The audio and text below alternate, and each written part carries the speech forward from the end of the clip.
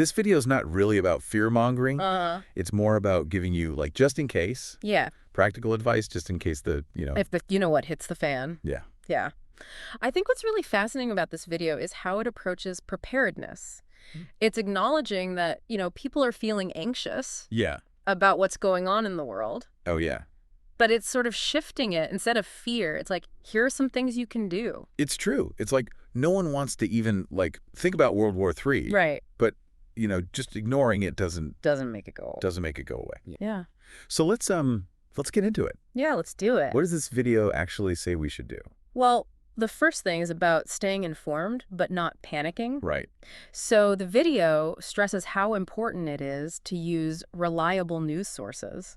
Okay. And cross-checking information. Oh, that's huge. Yeah. In like a war, misinformation just spreads everywhere. Oh, absolutely. And reacting to a rumor or, like something that isn't true could be just as dangerous as the actual. Absolutely. It can be weaponized, in fact. Oh, for sure.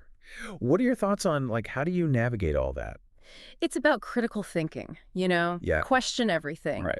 Look for evidence. Mm-hmm. Consider who is giving you this information. Yeah. What are their biases? Oh, for sure. What are they trying to accomplish? Right. So it's about developing this, like, mental filter almost. Yeah. Where you can sift through all the BS. Yeah. And try to figure out what is actually going on. Okay, so besides, like, keeping a level head, right? What are some, like, more tangible things they say to do? Well, they talk about having a bug-out bag. A bug-out bag. Okay. So it's this emergency kit that you have ready to go. Okay. Like at a moment's notice. Right. And it has essential things in there, like food. Okay. Non-perishable food. Like canned goods and stuff like that. Exactly. Water, a first aid kit. Of course. Medications. Yeah. If you take any basic tools. Okay. And copies of important documents. Right. So things like your passport, your birth certificate, things like that. Okay, so have all that stuff ready to go. Yeah, have it ready to go. So the video says 72 hours, but ideally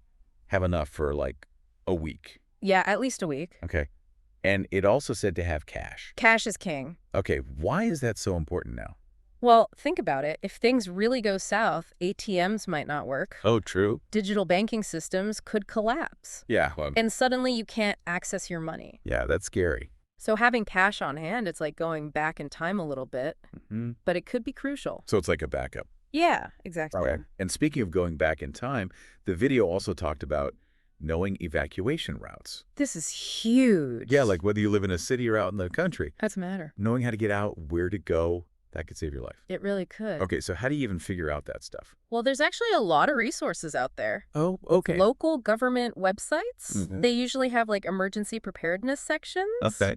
With maps and resources and stuff like that. I see. And there are even apps, Oh, wow. designed to help you find shelters and navigate safe routes. So there's like technology for this too. There is. Okay. So let's say you do evacuate, you get out. Right. The video also said that basic survival skills could be super important. Oh, absolutely. Things like building a fire, purifying water. First aid. Yeah. I don't know how to do any of that. Right, but it could be the difference between life and death. Yeah. Not just for you, Yeah. but for the people you care about. So where do we, like, how even start? Well, the good news is there are a lot of resources for that, too. Right. You can find online tutorials, in-person courses. Right. Even if you just start with a few basic skills, Okay. it can make a huge difference in your confidence and preparedness. Right. It's about being able to, like, do something. Exactly. Yeah. And the video also, it talked a lot about the power of community during a crisis. Oh, yeah, that's so important. Yeah. Like, if something like this really happened, yeah, you'd think it would be every man for himself, right? You would think. But history shows us that, strong communities, they're much more resilient. Okay. It's not just about having people to help you practically. Right. It's about emotional resilience. Yeah. It's about shared purpose. The strength that comes from knowing that you're not alone.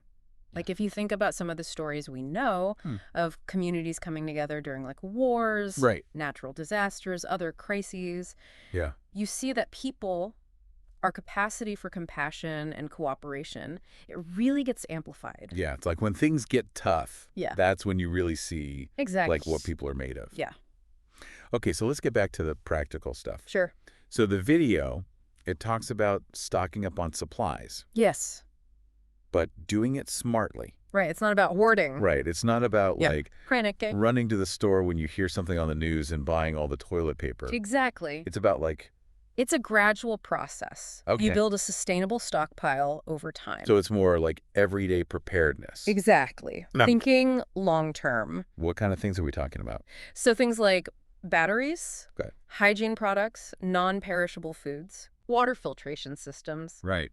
You know, even seeds for growing your own food. Oh. Yeah. So it's about creating that safety net for yourself and your community. One step at a time. One step at a time. Don't forget to rotate your stock. Oh, that's huge, yeah. No one wants to open up their emergency food supply and it's all expire. Exactly, yeah. So the video also talked about preparing for cyber warfare. Oh, yeah, that's a big one these days. Yeah, like what do they say about that? So they talk about backing up your important data, you know, strengthening your cybersecurity practices, even having some cash on hand in case those digital systems fail. So that's like another reason to have cash. Exactly. Okay, so can you talk a little bit more about cyber warfare? Sure. Like, why is that so important now? Well, we rely on digital systems for, like, everything. That's true. Communication, banking, transportation. Yeah. Our power grid. Right. Imagine someone, you know, launching cyber attacks. They could cripple infrastructure. Yeah. Disrupt essential services? Yeah. It could cause chaos on a huge scale. Right. So it's like a new kind of warfare. It is. It is. It's scary. Yeah. It's something that we really need to be thinking about. So having those backup plans, both digitally and financially, it sounds like that's really key. Yeah, absolutely. Okay, so we've covered a lot. We have. Emergency kits, evacuation routes, community, cyber stuff. Right. But this video, it doesn't shy away from the heavy stuff. It doesn't, no. Like nuclear war. Yeah. What do they say about that? Well, they talk about it, especially for people who live near potential targets. Right. You know, military bases, things like that. Yeah, that was an intense part of the video. Oh, it was. Like they talked about understanding the symptoms of radiation sickness. Right. Having iodine tablets to protect your thyroid. It's a scary thought. Yeah, it brought back some, like, Cold War memories. Yeah, it does. So even in the face of something that terrifying, it's like knowledge is power. It's about not being paralyzed by fear. Right. Taking action, even if it's just like a mental acknowledgement of the threat. It's about doing something. Exactly. Taking control. Instead of just letting fear take over. Right. Okay, and that leads to the last point the video made. Long-term planning. Right. It's not just about surviving the initial chaos. Right. It's about how do we sustain ourselves in a post-conflict world. It's like, you know, you get through that initial... Right. Like the first part, the attack or whatever. Exactly. Then what? Yeah. How do you rebuild? Yeah. How do you adapt? It's like hitting the reset button on civilization. In a way, it is, yeah. It's kind of exciting in a weird way. It is. You know, it's like going back to basics. Yeah, but it's also scary. It is, yeah. Like we're so used to having all this stuff. We are. Like grocery stores and hospitals and... We take it for granted. And if that's gone, it's like, what do we do? So the video talks about learning those essential skills. Like what kind of things? So things like farming, carpentry, basic medical knowledge, even things like sewing, mending clothes. Okay, yeah. So things that, you know, in our modern society, we don't really think about much. Yeah, like I don't know the first thing about farming. Right, but if grocery stores are gone, suddenly you need to know how to grow your own food. Right, and like you said, build your own shelter. Right. Provide basic health care. Exactly. It's a lot. Yeah. It's a lot to think about. It is, but it's also, you know, there's a certain empowerment that comes with that knowledge. It's like diversifying your portfolio, but for life skills. Exactly. Instead of stocks. That's a great way to put it. The video also talked about the psychological aspect. Right, the mental side of things. Yeah, of long-term survival. So important. Like, what do they say about that? You know, they talk about maintaining hope. Oh, that's huge. Even in the face of, you know, incredible adversity. Yeah, like if you're facing a long-term crisis, just having that belief that things can get better. Yeah, that's crucial. That's almost as important as food and water. I think it is. You know, just that will to keep going. Yeah, finding ways to connect with others, to build community, to create meaning. Okay. And to hold on to hope. Humans are really resilient, aren't we? We are. You know, history is full of examples of people overcoming unimaginable hardships, not just surviving, but rebuilding, innovating, creating a new future. That's really incredible. It is. So, like, after all of that, after this whole video, what are your big takeaways? I think for me, it's the emphasis on mental resilience and the power of community. Yeah. Like, yeah, having the bug out bag, having the skills. Right. That's all important. But I think, like, ultimately what's really going to get us through is our ability to adapt, to learn from each other, to support each other. Yeah, I agree. So that's what really stuck with me. It's about being prepared, but not from, like, a place of fear. Right. It's from a place of, you know, knowing that... Empowerment. Yeah, like, we can get through this. Yeah. Okay, so let's switch gears a bit. Okay. We've talked about all this prepping and, like, surviving. Right. I want to leave our listeners with something a little more hopeful. Okay. So if you had to pick one skill to master for, like, the post-conflict world. Oh, that's a tough one. What would it be? You know, there are so many. Yeah. But if I had to pick just one, I think I would go with gardening. Gardening. Yeah. Okay, why? Well, think about it. Okay. Gardening encompasses so many things you need to survive, right? Like food, obviously. Yeah, food. But it's also about understanding nature, nurturing life, cultivating patience.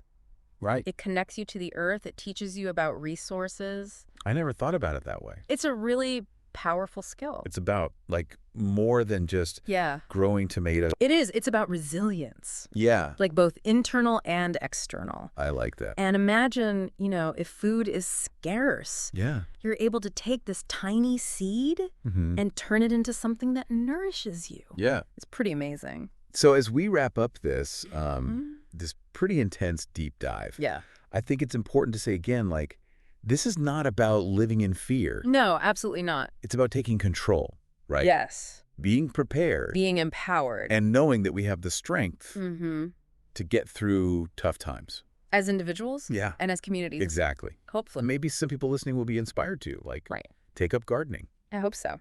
It's a good skill to have. It is. No matter what happens. Yeah. Okay, well, thanks for joining us on this deep dive. Yeah, thanks for having me. Into surviving World War III, I guess. It was a heavy one. It was. But hopefully it was helpful. Yeah, and hopefully we never have to use this information. Let's hope not. But if we do... We're ready. We're ready. As ready as we can be. Here's to peace, preparedness, and lots of gardens. Cheers to that.